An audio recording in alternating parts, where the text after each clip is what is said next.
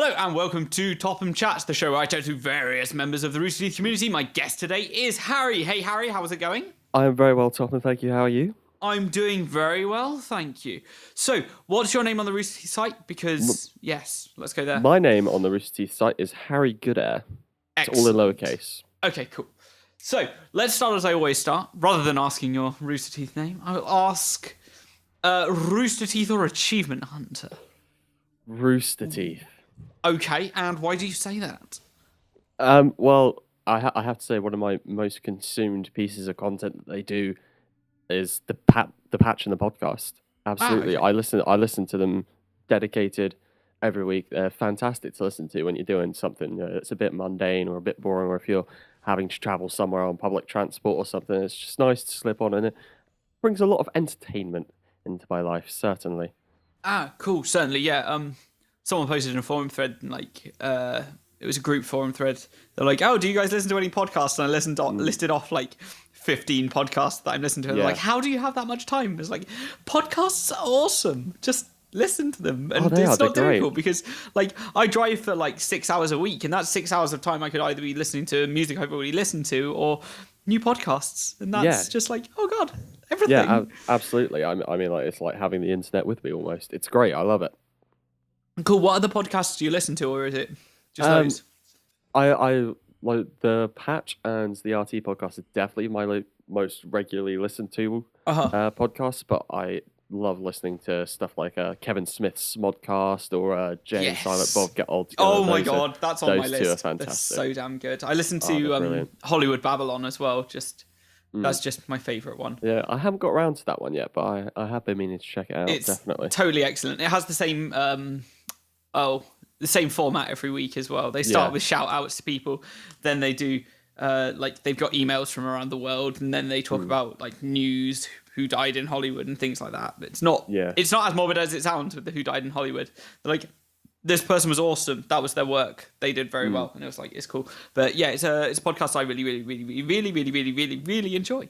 But anyway, aside from that, how did you discover Rooster Teeth? Was it through the podcast, or was it in another way? I was in year 9 at school, so I was 14, 15 years old, and I was hanging out with my friend Nicky, and he was like, we were huge into Halo 3. Okay. Always have been. Like, we spent days on that game just going through the campaign over and over because I didn't have Xbox Live. And he was like, "Oh, I've got something really cool to show you. I want to show you these Spartans fighting." I'm like, "Oh, okay, whatever." I'm thinking like, "Oh, it's just gonna be like literally like some guy with a sniper rifle in Halo shooting another guy in the head." And he brings up the season 8 fight where Tex kicks the Reds Blues asses. Yep. And oh my god, I was stunned. I was watching. I was thinking, you can't do those things in Halo. You can't do that. How do I do that? I want to do that. And and it was kind of all downhill from there, really. Nice. So did you immediately go and like watch the rest of it, or did you be like, "Oh, that's awesome. I hope there's more of those in the future," and just like left it for a while? Well, I didn't really know that Red versus Blue was a series until a few years later when I went back and I watched the fight again. I was like, "Oh, this is really cool," and then I noticed it was a series, and I was like, "Oh, I should definitely watch this." And I watched like 3 seasons in about a week, I think. Mm-hmm. Yeah, that happens. Yeah, definitely. But yeah, I mean, like, I didn't become a member of the community until I made a profile so I could skip the ads. Yep. As you do, when you're a Rooster Teeth scrub. Yep. And I didn't use it for a couple of years, and then I started finding Rooster Teeth again, like on my YouTube and stuff, and I was like, I forgot about this thing. And of course, several seasons of Red versus Blue and stuff has gone past, and I've had like immersion and all sorts, loads of RT Life, RT Shorts and everything. And so I just had this huge, like, kind of like resurgence for my love of Rooster Teeth. And yeah, it's been great. Cool. So we were just like, I'll get back into the like site side of things. And then did you just like plunge yourself into the community and be like, I'm here and there's people. Yeah, pretty much. And this is awesome. I had my old account, but I couldn't remember my email or details to it. And I eventually found them. And I was like, "Oh, let's start fresh," Yeah. I'm sorry, my cat is climbing all over my keyboard. Oh, that's inconvenient. So, what kind of things do you do around the community? I know you're a fellow admin on the Spread the Love group. Yes, I certainly am. Like, I do spread the love. I like to do giveaways of sponsorship every month, as long as I'm currently working that month, because I haven't been working recently, so I unfortunately haven't been able to do that. Um, but yeah, I just kind of I like chatting to people, like making people feel welcome, feel loved, that sort of thing. Just kind of providing people if they like want advice with something, all that sort of stuff. Like quite often, I find myself just hitting everyone, and I'll just scroll down if I see a post that grabs my eye. It's like, yes, let's comment on that. Let's help this person out, or let's make them feel good about themselves. That sort of stuff, really. Yeah, I did that the other day. I saw someone post about Dungeons and Dragons. It's like, oh my god, I'm playing Dungeons and Dragons too. Let's talk about it. And then, yeah, promptly followed by a friend request and just a bunch of messages back and forth. And it's like, yes, new friend, woohoo. But yeah, it's all about just getting in there and just chatting to people. And it's so much fun because everyone's so like-minded as well. It's great to just be like, all the people. Oh Yay. yeah, it's absolutely fantastic. I mean, I can't think of a better community really on the internet when I think about it. There are some that spring to mind, but although they're slipping my mind right now and I can't remember, which is really frustrating. But it's a testament to how good the Rooster Teeth community is. Yeah. And yeah, things there are excellent. So aside from Rooster Teeth kind of things, what else do you do? Oh, what, on the internet or IRL or? Oh, both. Why don't we go there? Well, IRL, all about the internet, even in real life. I'm at college at the minute. I'm studying. My main focus is music technology. Yep.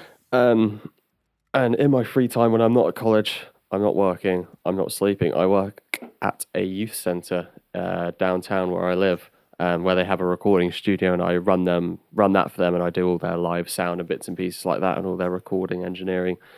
So that takes up the majority of my time. And when, like I said, when I'm not kind of doing stuff, I'm either sleeping and resting, or I like to just hang out with my mates, go for a few beers or whatever, or come home, play some video games. Yeah, just kind of bits and pieces, really.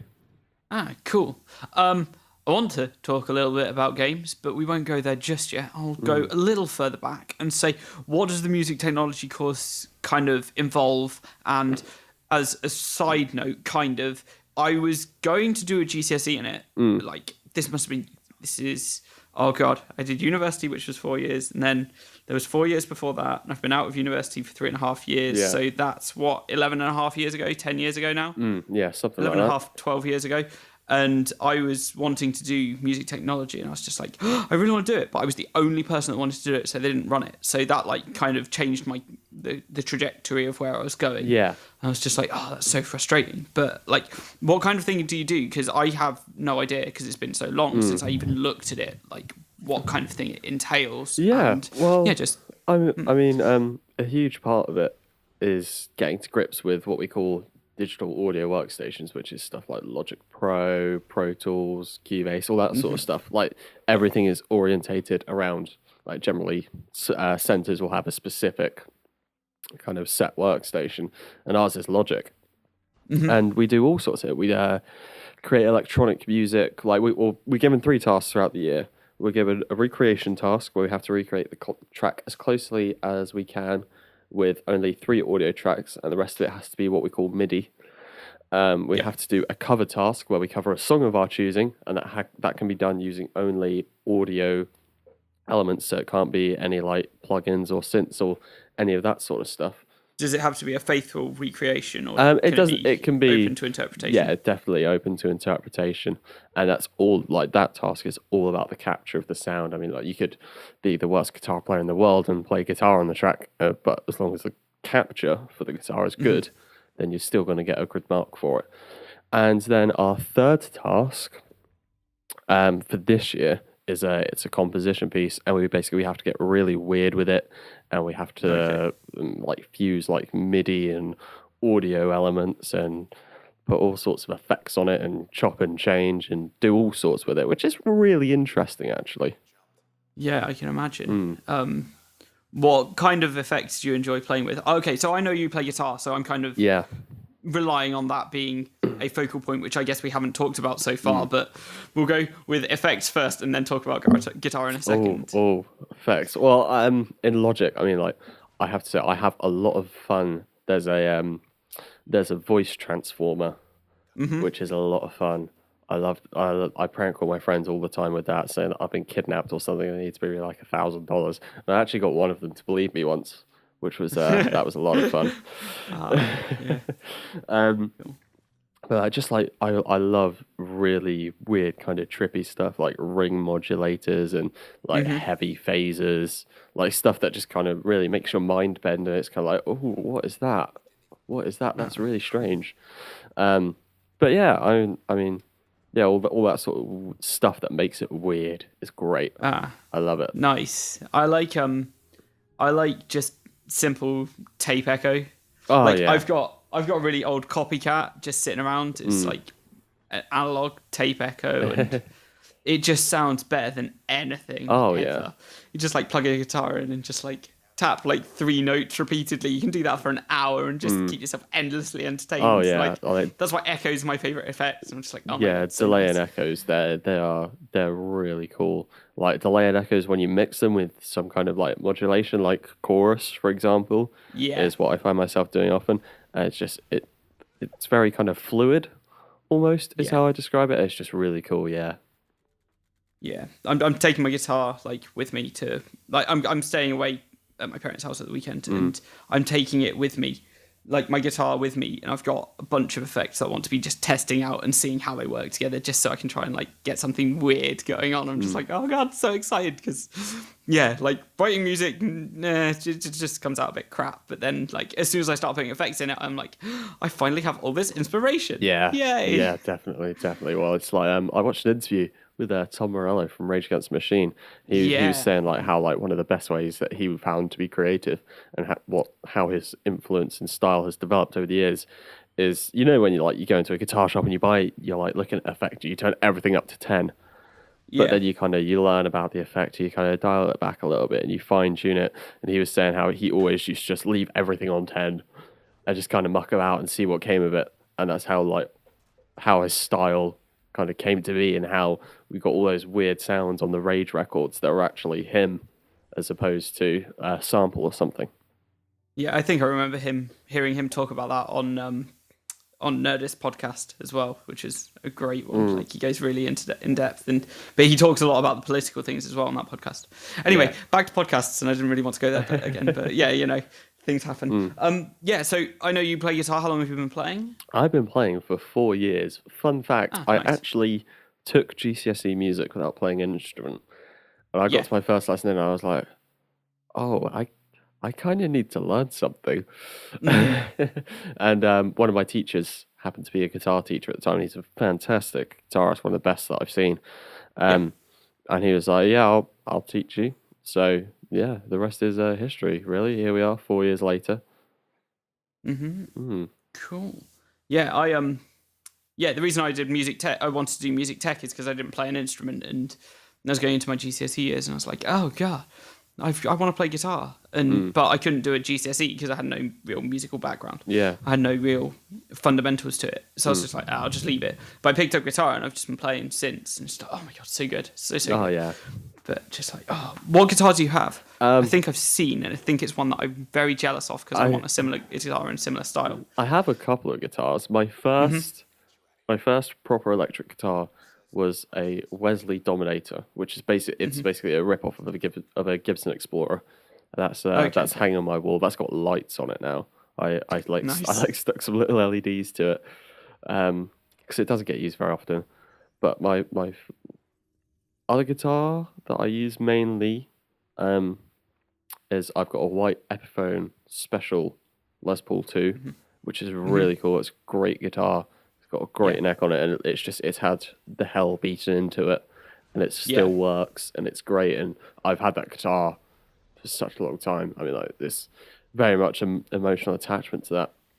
Yeah. And I've got my pride and joy is my cherry red Epiphone Dot, which is Yep. that's my That's baby. the one I'm jealous of. Yeah, That's the one I'm jealous of. I have to say, because I'm a huge fan of the Foo Fighters, Yeah. and I saw that guitar and I was like, oh, that's Dave Grohl written all over it, and it sounds Yeah. awesome, and I need it in my life.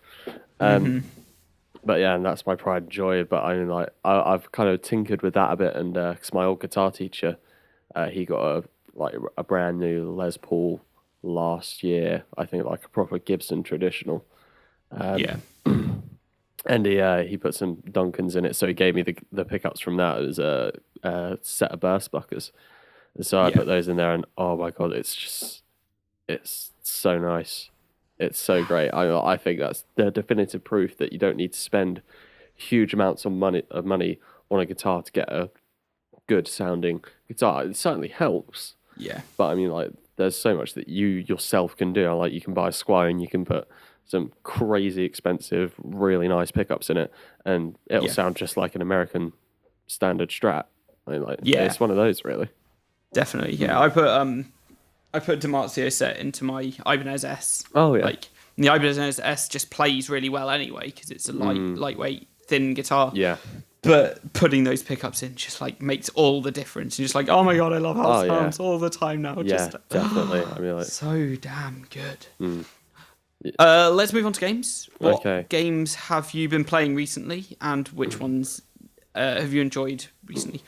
I want to go back to music, and I've made a mistake, but never mind. Let's carry on with games. We went down that way. Game wise, one thing that I've been playing a lot of again recently is Mass Effect, Mass Effect 2, Okay. and Mass Effect 3. I got into the Mass Effect series by sheer chance. I went down to my local game shop, and I went in there. I wanted to pick up a copy of Star Wars: The Force Unleashed. Yep. And I got that, and it was in an offer, like £15 or something like that. Yeah. And I was like, oh, okay. Well, I went up to one of the guys. I was like, I want something that's kind of the open world. You kind of wander about and do your own thing. And he was like, oh, you should really try this game, Mass Effect. And it was the original one. And I got home, and I was like, oh, I'll see what this Mass Effect's like first. And I'm thinking, like, oh, it's probably going to be complete garbage. And 5 minutes in, I'll be like, let's go play Star Wars. And oh my God, it completely blew me out of the water. And then I got the second one, and I poured my heart and soul into it. And I'm actually on my second copy of Mass Effect 2 because my first one of the discs broke. And I was heartbroken. I was absolutely heartbroken. It was, no, that wasn't a fun time. I had to wait like 2 weeks to get a new one delivered. That wasn't great. But yeah, I've been playing specifically Mass Effect 3 the past few weeks. So I was like, Joel, let's set myself a bit of a challenge. I've been playing it on Insanity, and because it had been kind of 6-7 months since I last played it, so I find if you're gonna do a game on its hardest difficulty, if you kind of just jump right back into it at that difficulty, then you adjust a lot quicker, and it's a lot easier to adjust. Yeah. Yeah. So that's definitely what I've been playing the most of lately. Cool. Yeah, Mass Effect's one of those games. I've played all of them. Yeah. I think I've only played all of them once because I got through them, and then I've just got a stack of games to keep going through. So it's just like I won't go back to it, and I know I won't. But I enjoyed it while I played it, and it was good. But oh yeah. I just thought the controls, especially on the first one, yeah, definitely, were just a bit doughy and like not where I wanted them to be. Not as sharp as they could be. I mean, like, definitely the improvements between 1 and 2 and 2 to 3, control wise, definitely vast improvements. And like when you got to 3, it was it just flowed. It was so easy, and it was great. I loved it. I played like 6 hours of Mass Effect without without knowing you could do like the fire blasts or whatever they are. Yeah, I mean, I was like, oh my god, I didn't even know that for like so long until someone showed me how to play it. Neither did I. I think I went through. I think I went through the entirety of Mass Effect 1 and most of Mass Effect 2 without even touching my powers. Mm-hmm. It was insane, and then I was like, oh, actually, this makes things a lot easier. And like, of course, because I hadn't touched my powers, I stuck to the soldier class. And it was like, I've got all my guns, it's fine. I don't need powers or any of that kind of crap.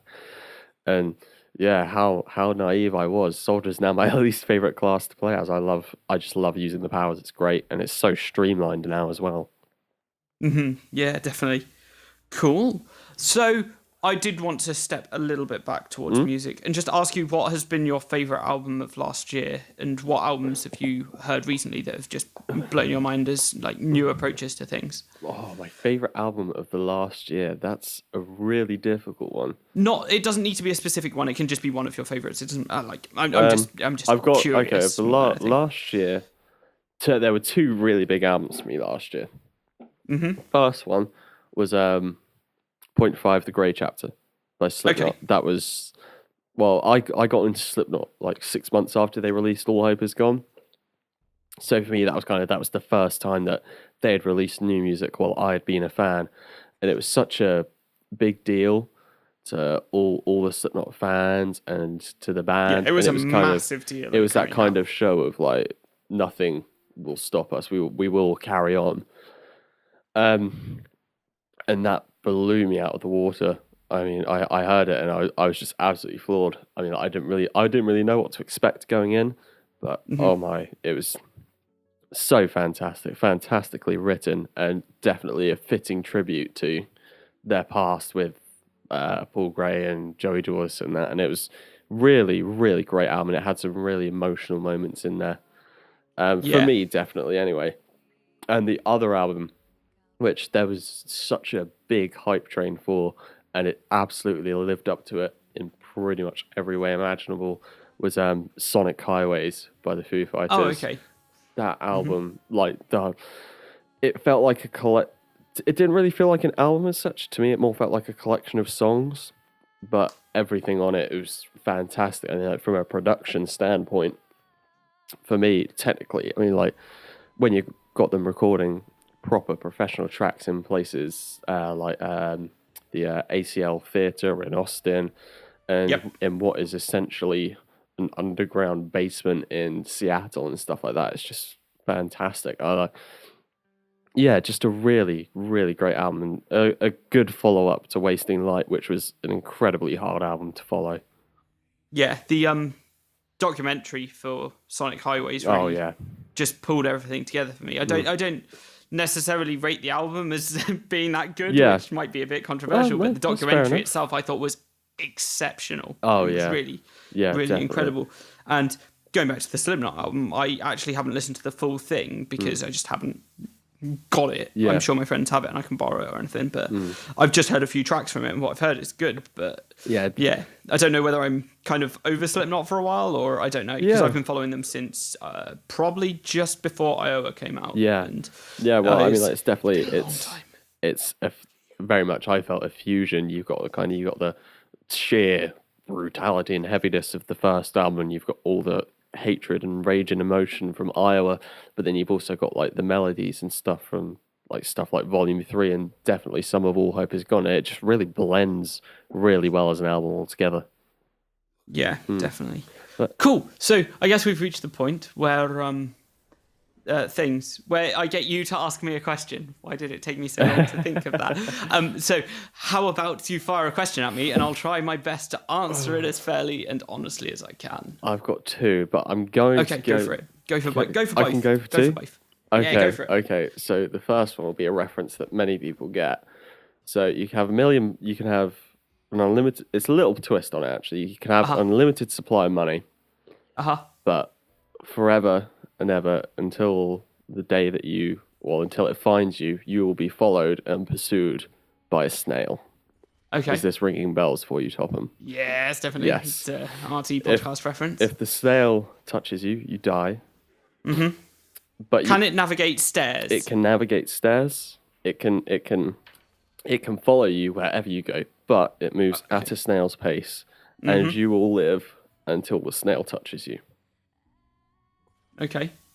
And what's the conditions here? Well, do I have to accept and You like, could do yeah, could do that'll be that and fine. have eternal life and an unlimited supply of money, or you can take £10 million and your real life. That's probably like $1 billion in American Yeah, probably something like that. Conversion's a bit.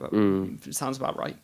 Yeah, but no, I could totally do that. I live up some stairs, and I'm always moving. Like so, it's not difficult. Okay. Although I have a feeling I would accidentally step on it one time, and then I'd be like, "Oh no, I'm done." Yeah, and you wouldn't even know. And my second question. Yep. What is the game that you have spent the most amount of time in your life playing? RuneScape. How long do you think you've spent playing that? 4,600 hours by my calculations. 4,600 hours. Yeah, I know it was about 180 days worth of in-game playtime. And nothing else that I've played will even ever come close to that. Ever. Blimey. So it's, no questions. It's always going to be RuneScape. I'm never going to devote that much time to any game ever again. Wow. Yeah, I was committed. So, that game, I know quite a bit about that game, but it's all changed since I was playing it. So it doesn't, it's mostly irrelevant. Didn't they bring out a RuneScape Classic or something, didn't they? They did have Classic, and then they brought out RuneScape 3, and combat changed, and just the way everything worked changed, and I just can't play it because it just doesn't work. It's almost muscle memory. Yeah, basically, because it was all clicking before, and now it's just like, oh, you've got to push buttons for combat. And I'm sure there are ways to play it still, but it's not for me, and I'm into Destiny way more now than I think I've been into many other games recently. Destiny and Dark Souls have been like the two biggest games that I've played for like the last few years. But that's it. They're just games that are very enjoyable. Yeah. Cool. Well, Harry, thank you very much for being my guest. Thank you very much for having me, Topham. It's been a pleasure. No problem at all. And thank you everyone for listening. Goodbye. Bye, everybody.